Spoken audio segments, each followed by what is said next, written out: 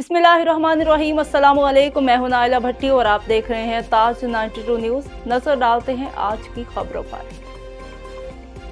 कराची में लीड सिंधी अदबी संगत गुलशन हदीद फेज़ 1 के आइनी निशिस्त अदीबों की जानिब से खैरत का इजहार किया गया। नामवर दानिश अब्दुल वहाब देरी ने सदारती खिताब में कहा कि अशरफ कल्लड़ू सिंध का सिपाही है और उसकी तख्लीकात में सिंध नुमाया तौर पर झलकता है। अब्दुल वहाब देरी ने तारीखी हवाला देते हुए कहा कि जब नादिर शाह ने सिंध पर हमले का इरादा किया तो उसने मियाँ नसीर कल्लड़ू को खराज अदा करने का पैगाम भेजा, जिसके जवाब में मियाँ नसीर ने कहा कि मेरी ज़ात में से काफ निकाल दो, जो बाकी बचे वो खराज में ले जा। उन्होंने कहा कि तारीख इस बात की गवाह है कि सिंध के सपूत हमेशा बहादुर रहे हैं। उन्होंने मज़ीद कहा कि गौस पीरज़ादा की शायरी अपनी एक अलग कायनात रखती है।